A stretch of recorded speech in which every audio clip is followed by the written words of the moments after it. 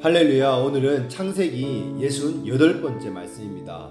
창세기 19장에서 하나님이 소돔과 고모라를 심판하시기로 작정하시고 롯과 그 가정을 구원하고자 알려주시는 모습을 보게 됩니다.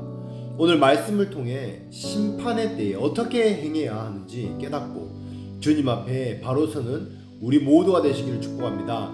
창세기 19장 12절에서 13절 말씀입니다. 그 사람들이 롯에게 이르되 이 외에 내게 속한 자가 또 있느냐? 내 사위나 자녀나 성중에 내게 속한 자들을 다 성 밖으로 이끌어내라.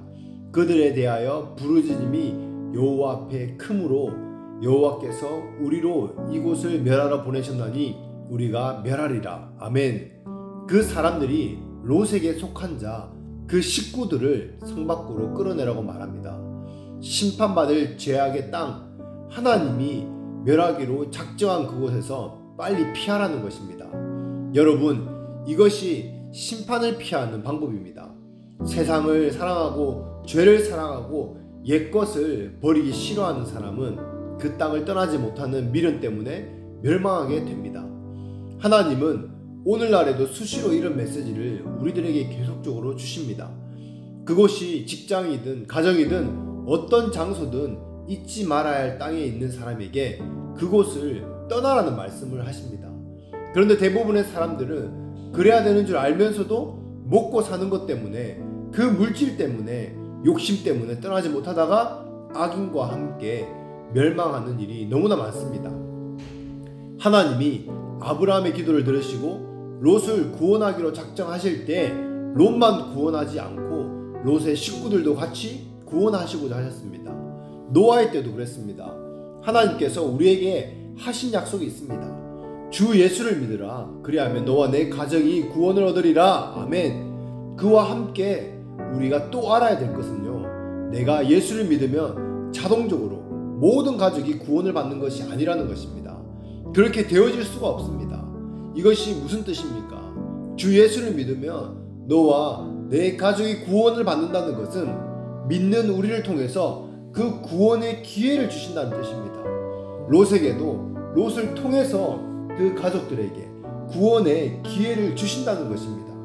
그렇게 구원의 기회를 주는 것과 구원을 받는 것은 차이가 있습니다. 구원을 받는 것은 개개인이 받아야 됩니다. 집단적인 구원은 없습니다. 그래서 롯의 가족에게도 하나님은 롯을 통해서 그 가족에게 구원의 기회를 주신 것입니다. 그 주신 기회를 선택한다면 가족 모두 구원을 다 받을 것입니다. 그런데 롯의 가족은 그러지 않았습니다. 아내와 두 사위는 멸망을 당했습니다. 이 말이 무슨 뜻입니까? 구원의 기회를 줘도 자기가 응답하지 않으면 그 구원은 없어진다는 것입니다. 그래서 가족 중에 믿지 않는 사람이 있다면 여러분들을 통해서 그 구원의 기회는 주어집니다. 그런데 구원을 받는 것은 그 개인의 믿음으로 받아야 되는 것입니다. 여러분, 가족들 가운데 믿음으로 구원받는 생명의 역사들이 일어나기를 예수 이름으로 축복합니다. 아멘. 천사들이 롯에게 구원의 방법을 가르쳐 줍니다. 성을 떠나라. 그게 사실은 어렵지 않습니다. 그 성, 그 죄를 떠나면 되는 것입니다. 그 말을 듣는 롯은 나가서 딸과 사위들에게 이 말을 급하게 전했습니다. 롯을 통해서 딸과 사위들에게도 구원의 기회가 주어진 것입니다. 그 얼마나 큰 은혜입니까? 사실 복음을 듣지 못하면 구원을 받고 싶어도 그 구원을 받을 수가 없습니다. 그렇게 소돔과 고모라의 사람들은요, 이 기회가 주어지지 않았습니다. 그런데 사위들의 반응이 어떻습니까? 창세기 19장 14절입니다. 롯이 나가서 그 딸들과 정혼한 사위들에게 고하여 이르되 여호와께서 이 성들을 멸하실 터니 너희는 일어나 이곳에서 떠나라 하시되 그 사위들이 농담으로 여겼더라. 아멘. 롯은 막 간절하고 다급해서 심각하게 안 떠나면 죽는다고 이야기하고 있는데 사위들은 농담으로 받아들입니다. 얼마나 안타깝습니까?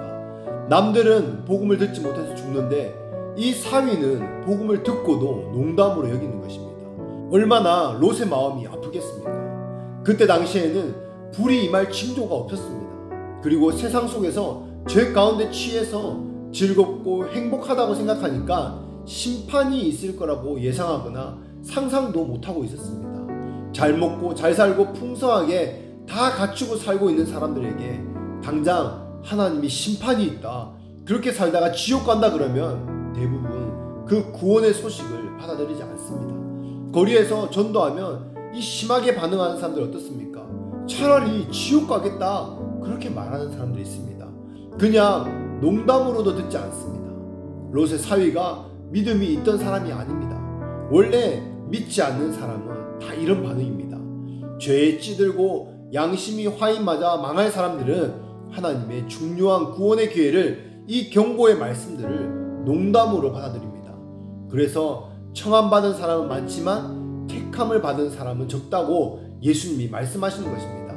그래서 완악한 사람들은 결정적일 때 회개하고 싶어도 회개하지 못합니다. 이것이 잠언서 29장에 나오는 저주입니다. 지금은 평화로운 것처럼 희낙락 살고 있지만 결정적일 때 그 심판이 오는데 피하지 못하게 되는 것입니다. 창세기 19장 15절입니다.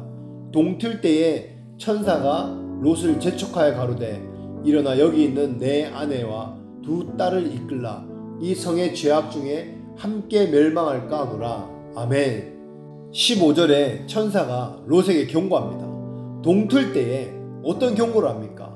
속히 떠나지 않으면 이 성이 죄와 함께 멸망할 것이다. 중요한 것은 멸망이 아니었습니다. 롯을 살리고자 하는 하나님 아버지의 마음이었습니다. 그렇기 때문에 우리는 마지막 때에는 악인과 함께 있으면 안 됩니다. 악인의 땅을 떠나야 하는 하나님의 그 구원을 받을 수 있는 것을 기억하시기 바랍니다. 그 경고를 들은 롯의 태도가 어떻습니까? 여기에서 믿음이 없어서 복을 받지 못하는 사람의 모습이 나타납니다. 지금 바로 멸망한다고 눈앞에서 천사가 재촉하고 있는데 그 경고를 들으면서도 지체합니다. 이것이 완악함입니다. 순종이 없습니다. 불순종이 몸에 배어있는 것입니다.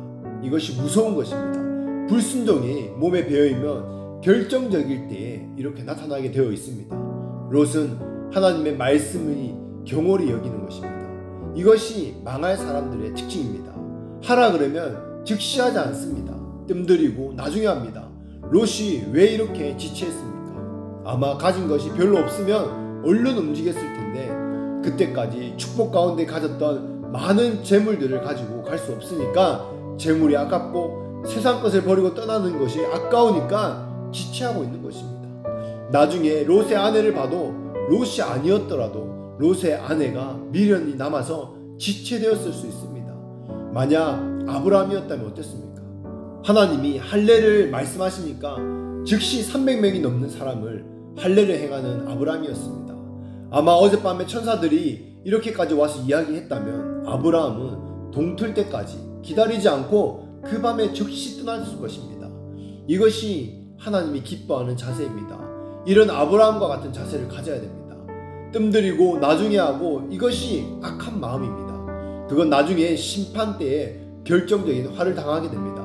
롯의 이런 미온적이고 지체하는 태도 때문에 구원은 은혜로 받지만 아주 부끄러운 구원을 받습니다. 롯의 믿음이 아니었습니다. 아브라함의 중보로서 시작된 하나님의 긍휼로 받은 구원입니다. 롯은 정말 하나님의 자비가 아니었으며 구원을 받지 못했을 것입니다. 임박한 심판의 그 경고를 듣고도 지체하고 있는 모습을 보면 만약 우리가 하나님이었다면 야, 그냥 롯도 같이 심판해버려라, 저 롯은 구원받기 싫으니까 그냥 내버려둬라 그랬을 것입니다. 그런데 하나님은 자비가 많으셔서 천사들이 롯의 손을 강제로 잡아 끌게 하십니다. 16절 말씀입니다. 그러나 롯이 지체함에 그 사람들이 롯의 손과 그 아내의 손과 두 딸의 손을 잡아 인도하여 성 밖에 두니 여호와께서 그에게 인자를 더하심이었더라. 아멘. 지금 뭔가 거꾸로 되어 있는 모습입니다. 오히려 천사가 가려고 해도 나를 구원해 주셔서 그러면서 붙잡아야 될 텐데, 야곱처럼 매달려서 애걸해도 될까 말까 할 텐데, 반대로 천사들이 롯의 손을 붙잡고 제발 나가자 하면서 사정하면서 손을 잡고 성 밖으로 끌어내고 있는 것입니다. 롯의 힘으로 그 물질의 세력을 끊을 능력이 없기 때문에 천사들이 강권적으로 끌고 나가는 것입니다. 자기 힘으로는 그 세력을 끊을 수가 없습니다. 그냥 뒀으면 그 재산, 그 미련 때문에 가족이 다 망했을 것입니다. 오늘날에도 그런 사람이 얼마나 많습니까? 돈 때문에, 성공 때문에 교회를, 하나님을 등지는 사람이 많습니다. 롯이 그런 사람인데 여기에 하나님의 큰 은혜가 있는 것입니다. 강권적으로 끌어내는 것입니다. 그리고 천사들은 심판을 피하는 방법을 롯에게 알려줍니다. 창세기 19장 17절 말씀입니다.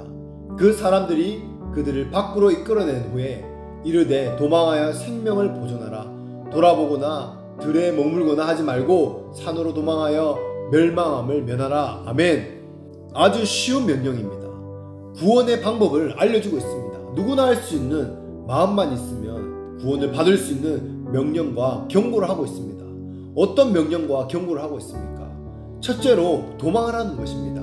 심판 때에는 심판의 장소와 죄의 장소로부터 일단 피하고 도망해야 됩니다. 민수기 16장 26절에서 27절에 똑같은 내용이 나옵니다.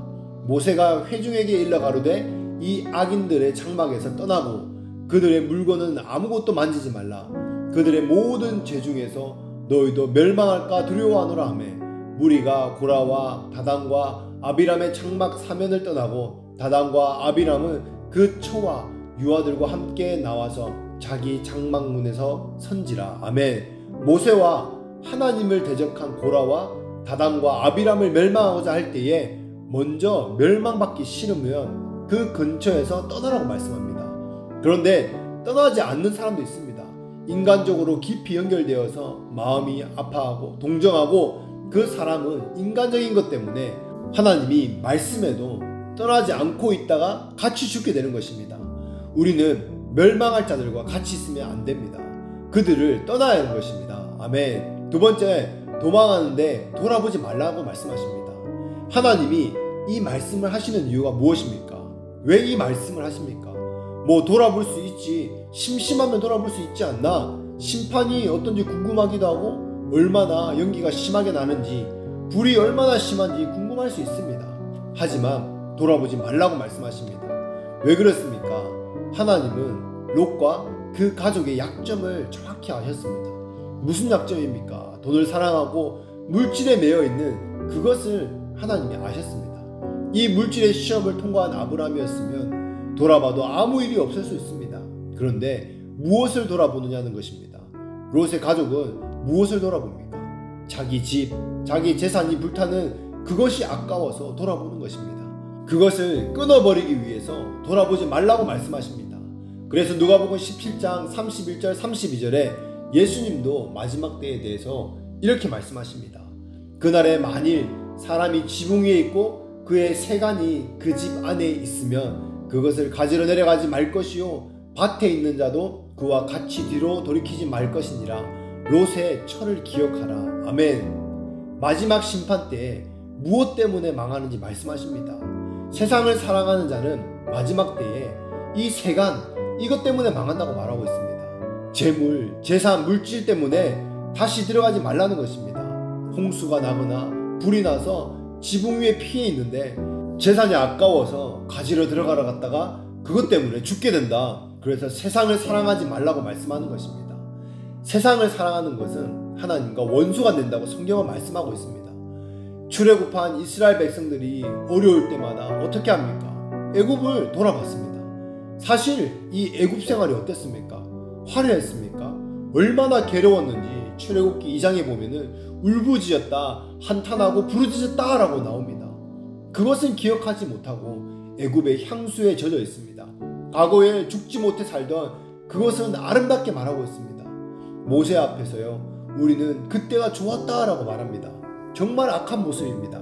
그래서 우리는 뒤돌아보면 안 됩니다. 누가복음 9장 62절에 말씀합니다. 예수님께서 이르시되 손에 쟁기를 잡고 뒤를 돌아보는 자는 하나님 나라에 합당하지 아니하니라 하시니라. 아멘. 하나님의 일을 하기로, 하나님을 위해서 살기로 이미 작정한 자는요, 뒤를 돌아보면 안 됩니다. 앞만 보고 가야 하는 것입니다. 아직도 이 땅의 것에 마음이 묶여 있으면 하늘의 것을 얻지 못합니다. 아직도 땅의 것을 취하기 위해서 하나님께 소홀합니까? 아직 하나님께 드리는 것보다 땅의 것에 더 많이 씹습니까? 둘 중에 하나를 선택해라고 말씀합니다. 엘리야도 예수님도 똑같이 말씀합니다. 재물과 하나님을 겸하여 섬길 수 없다는 것입니다. 골로새서 3장 1절에서 2절 말씀입니다. 그러므로 너희가 그리스도와 함께 다시 살리심을 받았으면 위의 것을 찾으라. 거기는 그리스도께서 하나님 우편에 앉아 계시느니라. 위의 것을 생각하고 땅의 것을 생각하지 말라. 아멘. 우리가 무엇을 생각하느냐, 하늘의 것을 생각하느냐, 땅의 것을 생각하느냐가 내 인생의 결정을 짓습니다. 롯의 경우에서도 보듯이 세상 가운데, 죄 가운데 깊이 들어가면 나중에 피할 길이 없다는 것을 알아야 됩니다. 지금 그 삶을 보면 나중에 예수님 앞에 어떤 삶을 살게 될지 나타나게 되어 있습니다. 세 번째 경고는 도망갈 때 산까지 도망가고 가다가 들에 머물지 말라고 말씀하십니다. 산까지 도망가라고 했으면 산까지 가야 합니다. 중간에 머무르면 안 됩니다. 떠났으면 완전히 떠나야 합니다. 중간에 주저앉으면 안 되는 것입니다. 타협해서 머물러 있지 말라는 것입니다.